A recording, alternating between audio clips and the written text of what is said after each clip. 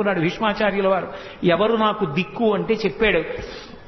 అదిగో ఆ రోజున నేను బాణ పరంపరలు విడిచిపెడుతుంటే అర్జునుడు తట్టుకోలేకపోతే ఎక్కడ అర్జునుడు కింద పడిపోతాడోనని అర్జునుణ్ణి రక్షించుకోవడం కోసం తను ఆయుధం పట్టనన్న ప్రతిజ్ఞని కూడా మర్చిపోయి పగ్గాలు విసిరి పారేసి రథం మించి కిందకి దూకేస్తే కుప్పించి ఎగసిన కుండలంబుల కాంతి గగన భాగం వెల్ల కప్పికొనగా ఆ దూకినప్పుడు కృష్ణుడి కుండలములు ఇలా ఊగితే వాటి కాంతి ఆకాశాన్ని కప్పేసిందిట.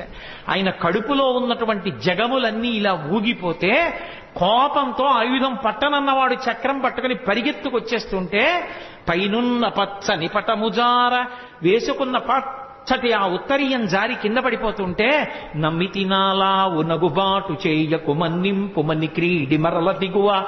బావా బావా అర్జునుడు చేతకాని వాడు కాకపోతే కృష్ణుడు ఆయుధం పట్టుకున్నాడని లోకం చెప్పుకుంటుంది. బావా వదిలేయి వదిలేయి వదిలేయి అని అర్జునుడు వెంట పడుతుంటే నేను సారథ్యం చేస్తుండగా నా వెనక నువ్వు ఉండగా నాకు పరమభక్తుడమైన నిన్ను నా ఎదురుకుండా ఇన్ని బాణాలు పెట్టి కొట్టేస్తాడా? చంపేస్తాను ఇవాళ భీష్మాచార్యుల వారిని ఏమనుకుంటున్నాడోనని కరికి లంఘించు సింహంబు కరణి మెరసి నేడు భీష్ముని చంపుదు నిన్ను కాతో విడువు మర్జున యటంచు మధ్య శిఖవృష్టి తెరలి చనుదించు దేవుండు దిక్కు నాకు. అర్జున విడిచిపెట్టవాయా? ఏమిటి మాట్లాడుతున్నావు? నేనుండగా నిన్ను చంపుతాడా? ఏమిటా బాణాలు వేయడం? చంపేస్తాను ఇవాళ భీష్ముడిని తన ప్రతిజ్ఞ కూడా మరిచిపోయి చక్రం పట్టుకుని పరిగెత్తుకుంటూ వచ్చి నన్ను చంపేద్దామని వచ్చేసినటువంటి భక్త పరాధీనుడైన కృష్ణ భగవానుడున్నాడే ఆయన నాకు దిక్కని చెప్పుకున్నాడు భీష్మాచార్యుల వారు.